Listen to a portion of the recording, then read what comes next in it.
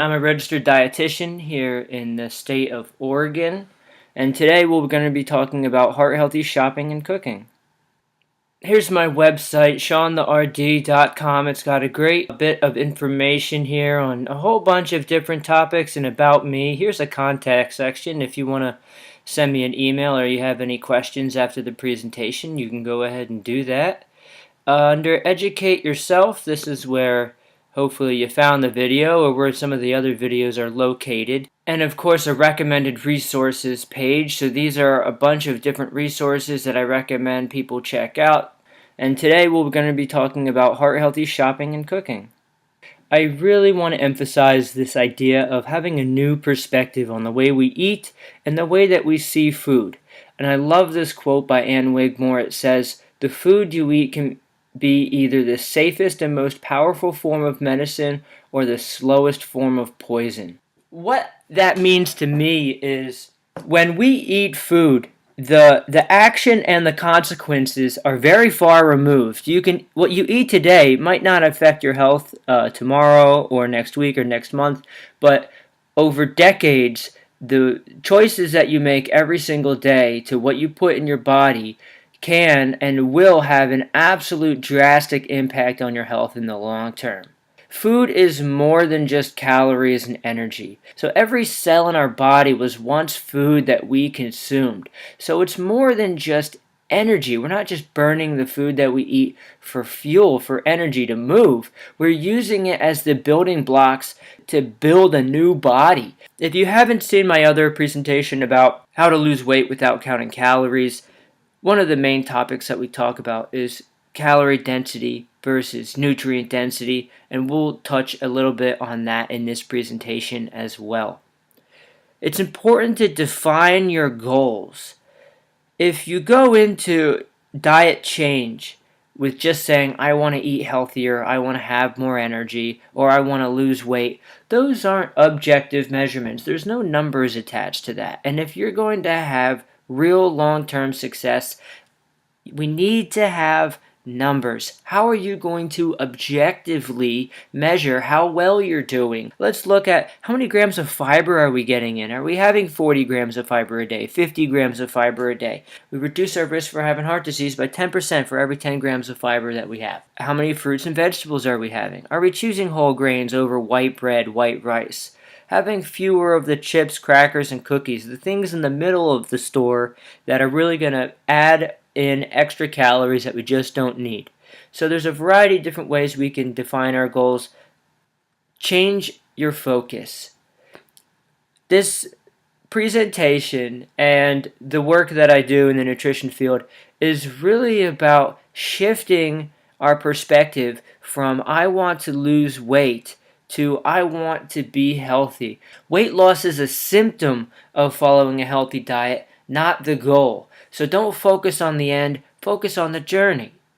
Some of the benefits that you can expect from eating healthy is a better lipid panel, better blood sugar control, less constipation, more energy, and of course with the weight loss you're going to have better mobility, you're just going to feel better, increase in blood circulation, and your hormones are going to be more balanced. These are much more positive benefits to focus on than just what the number is on the scale. So we're going to recap on a few topics that we talked about in my previous presentation because these really form the foundation of healthy eating, healthy shopping, and cooking.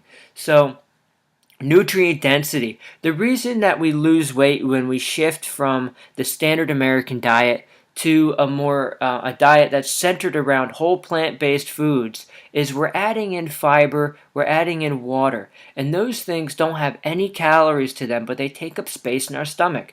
So as we move from left to right, we see low nutrient density oils, cheese, and then meat, taking up less than half of the space in our stomach. But when we move to things like potatoes, rice, beans, fruits, and vegetables, these have a lot of fiber in them, a lot of water in them, so they're going to take up a lot of space. We're going to get the feeling of being full without all the calories. This is another way to look at it from a numerical perspective. Here you can see that vegetables have about 100 calories a pound. Compare that to something like chicken that's more like 1,000 calories a pound. Because when we cook chicken, we're evaporating the water, there's no fiber, and there's more fat. And of course, as we move from fruits, grains and starches, which absorb a lot of water, beans and lentils are a little bit higher in protein, a little bit higher in carbs. And then, of course, before, like I mentioned, with the chips and the cookies and the crackers, now we're looking at processed carbs and junk food that have more added oil, less fiber, no water. And so when we eat a thing of crackers, you're going to notice that maybe it's only 100 or 200 calories per serving, but the serving size is 1 ounce or 2 ounces or 3 ounces. Whereas 300 calories, that'll get you 3 bananas. That's a pound of bananas right there. And then, of course, oils being around 4,000 to 4,100 calories per pound. So oils, added oils, can pack on the weight without giving you much nutrient density. Now, we touched on the topic of setting objective goals. And this is one excellent way that we can measure our progress objectively. I highly recommend that you check out Dr. Greger's website at nutritionfacts.org. It's also found on my recommended resource page on my website. And this is a nice printout. There's a few different printouts, but they all contain about the same content. And the goal here is to hang up one of these on your fridge and to check off the boxes as you go throughout the day. Check them off and see how well are you doing, rather than just saying at the end of the day, yeah, I ate really well. But this gives us a visual representation of what did we actually do. And then from week to week, we can go back and see, are we making progress? Are we checking off more of these boxes? All of these foods on here are highly protective against things like stroke, cancer, right? We have flax seeds here, which we know reduce our risk for prostate, colon cancer, breast cancer.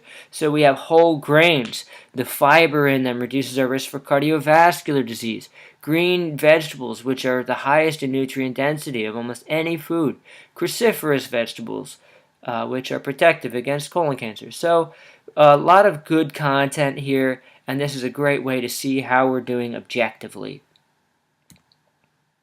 This is another handout. I'm going to go over this very, very briefly. This is what we call the plate method. This has replaced what was formerly known as the food pyramid, and there's a variety of different versions of this floating around the web. Another one that's a great plate that I like is found on the Harvard School of Public Health website, which is also found on the recommended resources on my website, SeanTheRD.com.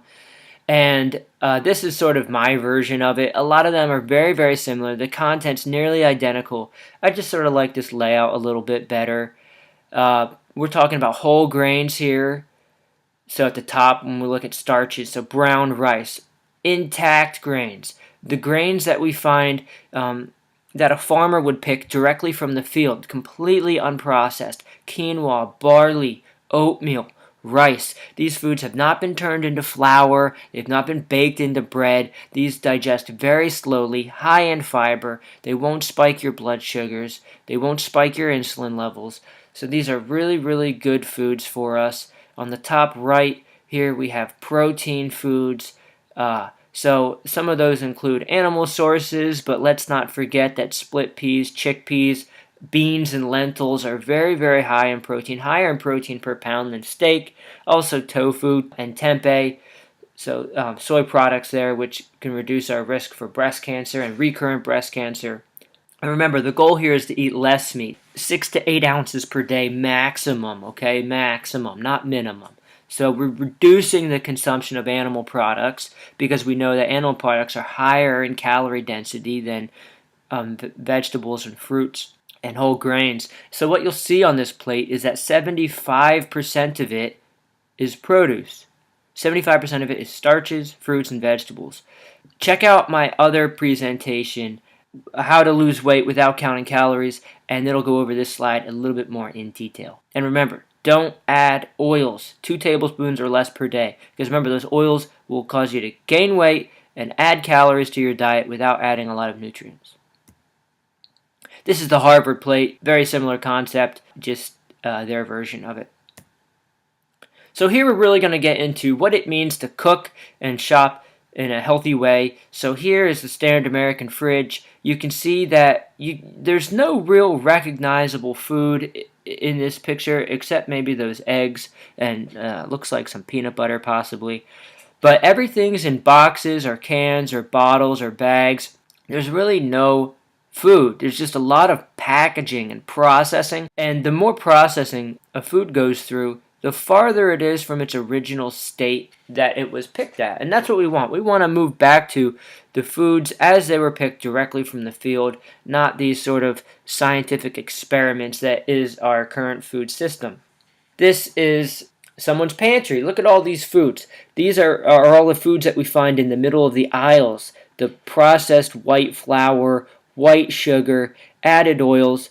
So a lot of those nutrients that don't add, they just add calories, and they're high in calories without adding fiber or water. So they're not filling us up, but they're a lot of calories. And you'll notice those 100-calorie packs, how small they are. If anyone's ever had a 100-calorie pack, there's only like 2 handfuls in there because 100 calories doesn't get you very much when you take out the fiber and the water. So this would be an example of a really good fridge or a really good pantry. You see in the pantry that there's identifiable food. We have whole grain pasta. We've got brown rice, beans, lentils, maybe some quinoa up there. We also have some canned tomato products, maybe some nuts and seeds, some popcorn. So all these foods are identifiable, not just what foods they are in our pantry, but we can see that they are exactly as they were when they were picked from the field. And that's what I want. I want this conversion, we're moving from processed foods with a lot of intervention, a lot of steps along the way before those foods get to the grocery store, but now these foods are looking just like they did when the farmer saw them originally. And of course in the fridge here on the right hand side, we've got vegetables, we've got fruits, we've got some almond milk, we've got some peanut butter. So all these foods, we can see exactly what they are, we can name them. We know what we're putting in our body, and that's important because when we control what we put in our body, we're empowered. We have control of our health destiny. We're not putting that responsibility on someone else. We're not relying on the food manufacturers to dictate our health in the future. We're taking charge. We're taking control. So of course we have a meal idea. We have a recipe. We grab the ingredients that we need and we make the foods that we want to eat at home by ourselves, and it's much more enjoyable. So the first step is to make a grocery list. Remember, keep your goals in mind. What do you want? More whole grains? More beans? Maybe you looked at your Dr. Greger Daily Dozen checklist and you didn't have enough fruits and vegetables for the day. So what are you going to the grocery store for? What do you want? What kind of meals do you want? Do you like to use a cookbook? Do you have some family favorites? And at the end of this presentation, we'll go over some of the stuff that I eat in a given day to give you some meal ideas. Check your pantry and see what you got. Remember, that pantry picture, how easy it is to navigate that pantry and see what do I have and what do I need. Remember, this is about eating mostly fresh foods, so it shouldn't take that long to go through everything that you have because the food in your house shouldn't have a very long storage life, except maybe the dried grains.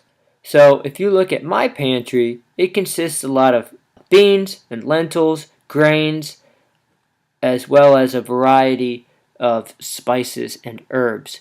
Check your fridge and your freezer. Again, it shouldn't be jam-packed. We're looking for frozen fruits and vegetables, and maybe I keep a little bread in the freezer as well. In the fridge, we have some condiments on the door, but it's mostly fruits, vegetables, leftovers, and a few other things.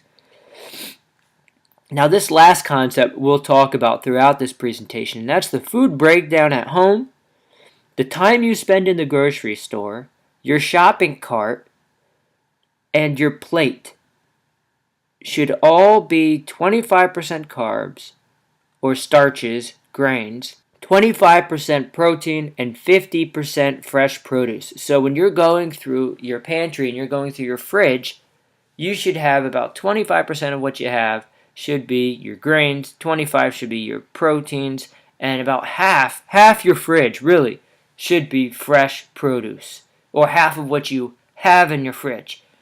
Maybe half your fridge of fresh produce would be quite a lot of food. So this is my general meal plan. I only cook once per day.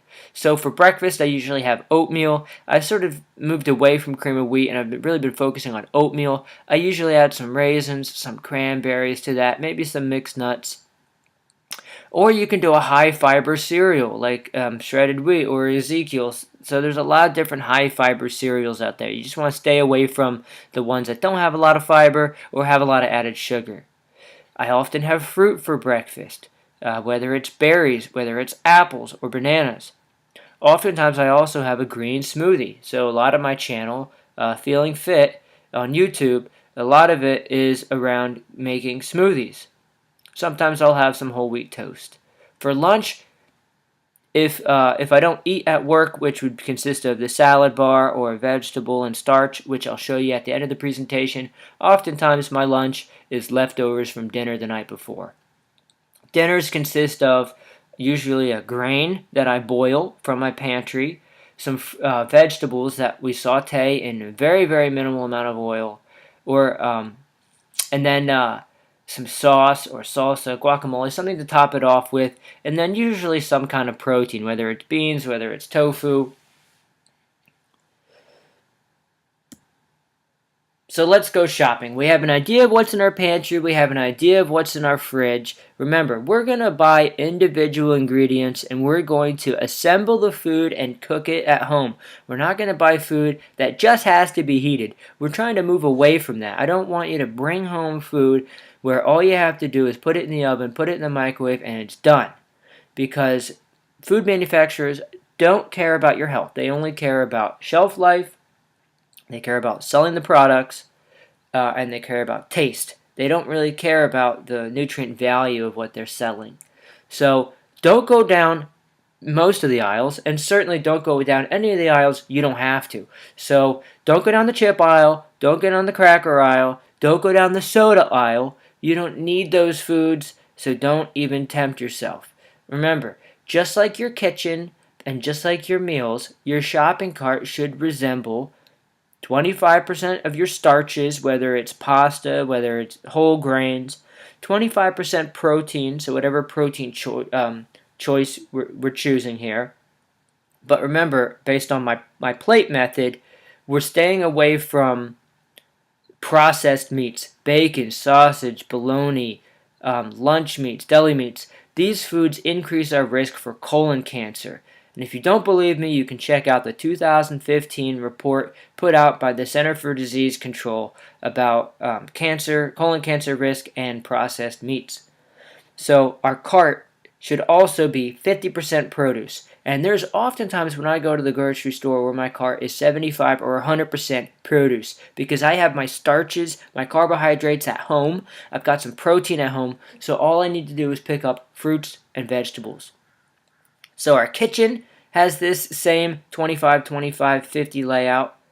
The time in the grocery store is also going to be spent 25% in the bulk bin section or the bread aisle, 25% in the protein section, and 50% in the produce section. So if you're spending less than half your time in the grocery store in the produce section, you're probably not filling your cart up enough, and you're probably not eating enough of the good stuff. Remember, most of the food should be sourced directly from the farm or a single distributor. So there's a concept called perimeter shopping. I'm sure many of you have heard it before. It's where we're actually staying around the perimeter of the grocery store, the fresh fruits and vegetables. Of course, we're completely avoiding the deli because those foods increase our risk for colon cancer. We can go next to the deli, and if you want to get some chicken or some ground turkey or whatever it is, maybe some fish, you go ahead and do that. The dairy aisle, of course, and just to emphasize one of the points that the Harvard plate method emphasizes is to stay away from a lot of dairy, no more than 1 to 2 servings per day, because we know that dairy increases our risk for prostate cancer. And so it's very highly estrogenic. So a lot of times people say, oh, stay away from soy because soy has estrogen. That's plant-based estrogen, and I talk about that on my website. That binds to our estrogen receptors but doesn't activate them. But dairy is very high in estrogen, so we're staying away from dairy. You can go to the frozen fruit and vegetable section, but we're really trying to stay away from the frozen foods, the burritos and the TV dinners, and then the fresh breads if you want. But most of the center aisles we're staying away from, except the bulk bin section and some of the canned tomato products. Here, when you walk into the grocery store, the first section that you get to is the produce section. Notice how none of these foods have labels on them. They don't have nutrient labels, I should specify. So you don't have to worry about any added fats, salts, sugars. There's no added oils. It's just one ingredient, the fruit. So you don't. It makes shopping quicker and much less complex because you don't have to label read. You don't have to worry, has my food been adulterated in such a way that it's going to negatively impact my health long term? You want to get a variety. Remember, we're spending 50% minimum of our time in the grocery store in this section. If you can buy organic, great. I highly recommend that people do that. It's a little bit more expensive, but over the course of a year, it only adds up to a very small part of what most Americans spend. It's really not a large amount. So variety, lots of colors, lots of options at home. Instead of going back for seconds, grab some fruit, grab some watermelon, grab a few oranges, grab a banana or some apples. Sometimes we even cut them up and put them with our desserts. So fill up on the good stuff. Next section I go to is the bulk bin section. Remember, about 25% of in our shopping cart, 25% of what we have at home, and 25% of the time in the grocery store is going to be spent in this section. So we're getting popcorn, we're getting millet or quinoa or brown rice. These are single ingredients. Again, you don't have to worry about added salt, sugar, fat, oil, none of that stuff. It's just single ingredients. Remember, when we do buy trail mix, unsalted, unroasted. We don't want added oils and salts. Most of these foods are made by boiling them from anywhere from 30 to 45 minutes. If you want to get an Instapot or a pressure cooker, you can do that too. But this is a great place to get your fiber, to fill up on nutrients without all the added calories. So when we're making our way into the aisles, there's a few things I want to emphasize when we're looking at nutrient labels, okay? The first thing is the servings per container, and this is important in case we accidentally eat the whole container. So here, calories, this product has 230 calories. Just keep that in mind because if you have more than one serving, you're going to have more than 230 calories. Now, a good goal to have is 20% of the calories or less should come from fat. And that is a good indicator of foods that potentially have added fat in them. So when you look at tortilla chips, or you look at potato chips, or crackers, or cookies, you'll notice that 40 to 50% of the calories come from fat. Well, why is that? Remember, nature didn't really make a lot of high-fat foods. We have some mixed nuts and seeds. You got avocados and coconuts, but other than that, most of the produce, most of the plant foods found in nature are very low in fat. The average plant food is about 10% of its calories from fat or less. So if your food is 30, 40, or 50% calories from fat, it's most likely from added oils that aren't adding any nutrient value but just increasing your chances for gaining weight. So some products will tell you calories from fat, but if you're not sure, you can multiply the total fat grams. So this product has 8 grams of total fat, and there's 9 calories per gram of fat. So I don't expect people to carry a calculator around, but we'll just go ahead and demonstrate this. So this product here, remember, 9 calories per gram of fat. This product has 72 calories from fat divided by the total amount of calories. So this product has about 31% of its calories. 31% of its calories from fat. So it's pretty safe to say that there's some added oils in this product. Now, when I look at the sodium, remember the sodium, I want that to be under 300. That's definitely a good goal. It's under 300. If the product says low sodium on the front, then the sodium content will be under be 140 or less by law. So if a low sodium product has to be 140 milligrams of sodium or less per serving. Another good way, if you're not good with numbers, is just making sure that the sodium content is less than the calorie content.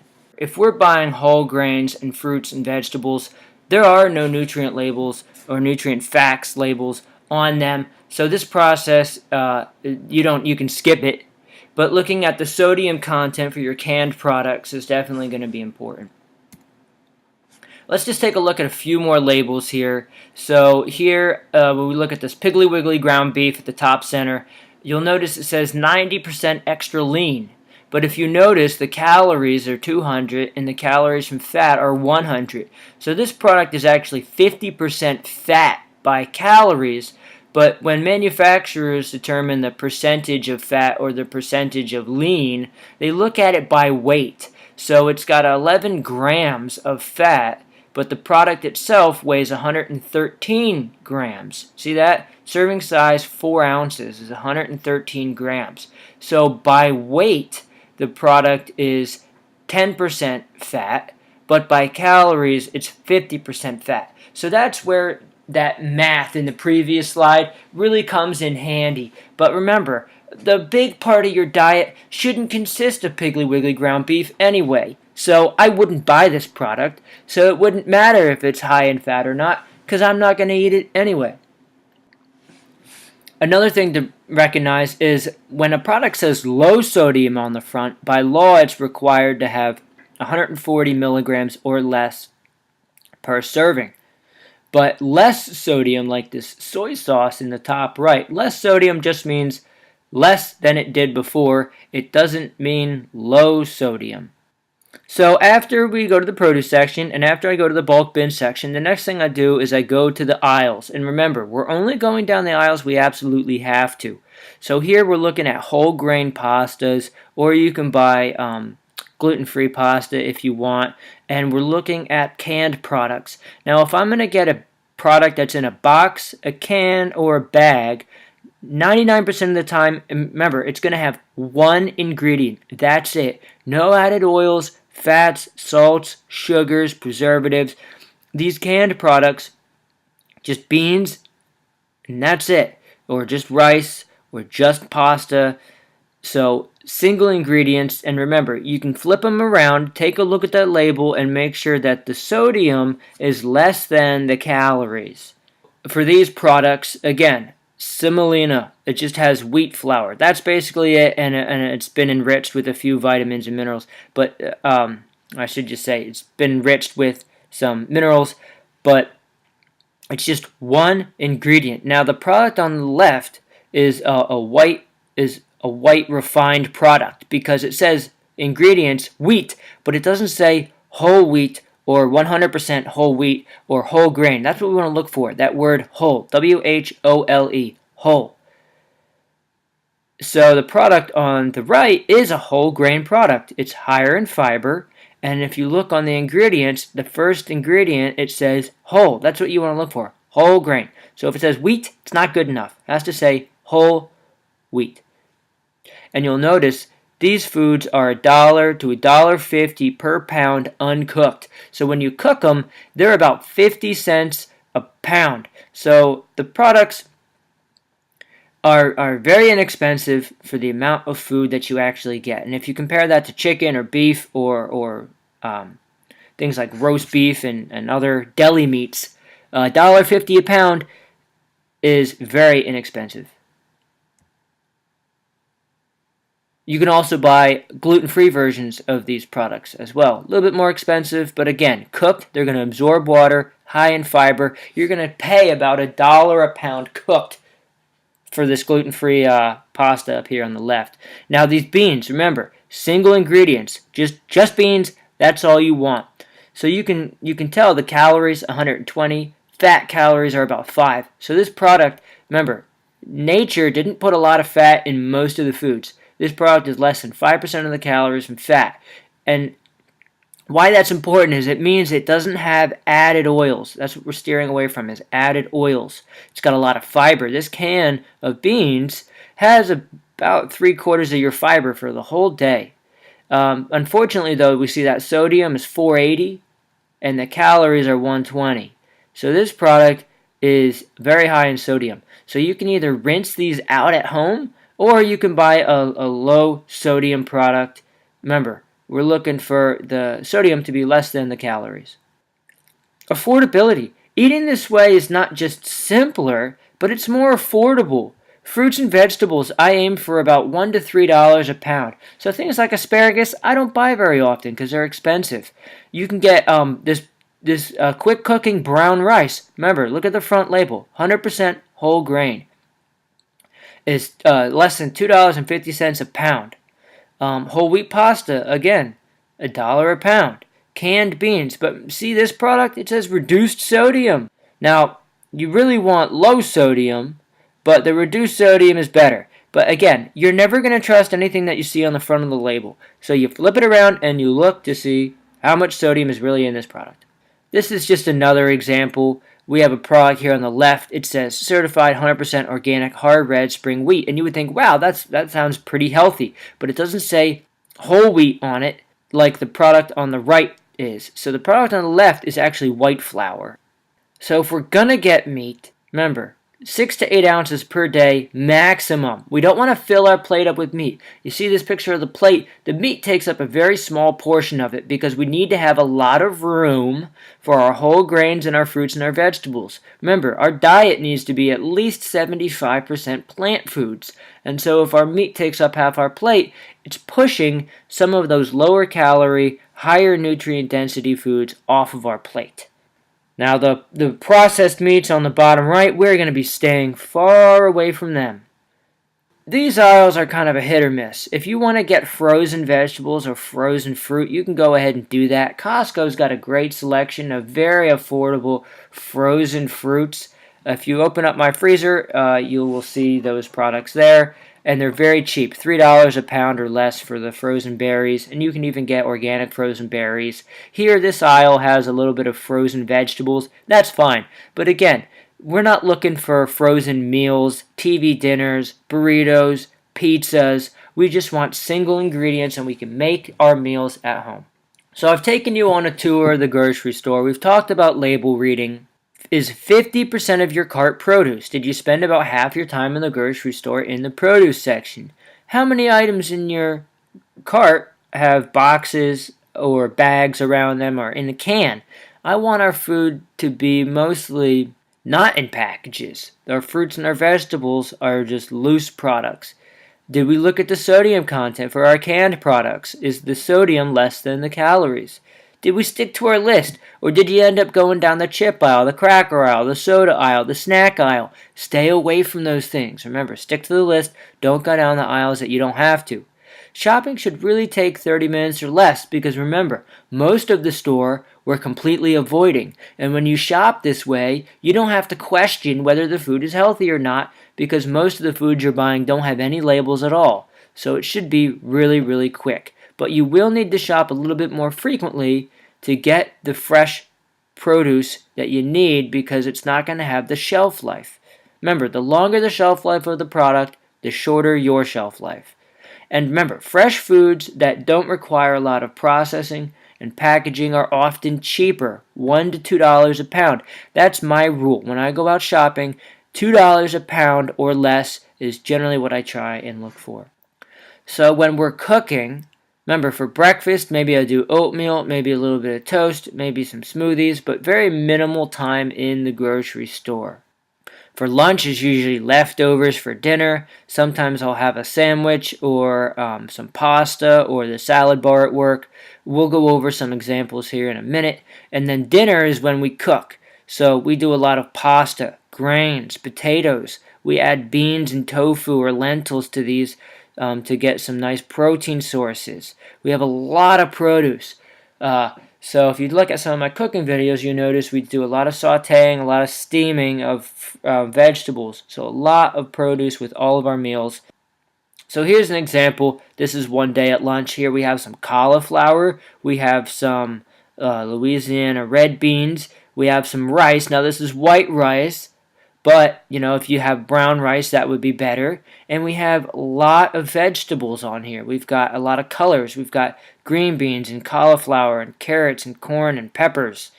So half the plate is vegetables, and then half the plate is these beans, which count as a protein and our starch, or the starch can be the white rice as well. Here I have a black bean burger, a little bit higher in sodium, but the rest of the food on the plate is very low in sodium. We have some squash, we have some bell peppers, we have some cranberries and beans and peas, and we have a little bit of fresh pasta salad. Now if this pasta was whole grain, that would be even better. So remember, half my plate here is vegetables, I have some protein, and I have some starch. This is another example. Again, we have some wild rice. That's our starch. We have half of the plate is vegetables. We have a potato and some corn and some peas, and then we have a little bit of protein there in the potato as well as in the whole grains and the beans. This is a product of food I made at home. So here we have some whole wheat linguine. We have some sauteed vegetables, and then I made a garlic cashew cream sauce for the topping. This is another dinner. So we bought some whole wheat pizza dough that we roll out. We add some no added salt tomato paste or tomato sauce to the bottom. We sprinkle it with some nutritional yeast, and then we saute in our electric nonstick skillet a lot of different vegetables that we pile on top. So you'll notice all of the foods in this photo are either whole grains or vegetables. So we're not a lot of added oils, not a lot of added fats. There's not a lot of added sodium except for in the crust. But we're not loading it with cheese. Actually, there's no cheese on this product at all, and there's no meat on it. Remember, those cheeses and meats and oils are going to be very, very high in calories for the nutrients that they provide. So thank you guys for watching. That concludes our presentation today. I hope you learned a little bit about shopping and some of the cooking that I do here at home, and as well as the label reading, what foods to buy and what foods to avoid. And remember, we need to start thinking about food differently. It's not just energy and fuel for our body, but it's the building blocks that help support our health and our immune system and our ability to fight off chronic illness. If you have any questions, you can check out my website. You can go down to the Contact Me section and shoot me an email, and I'll be happy to reply. So thanks again for watching.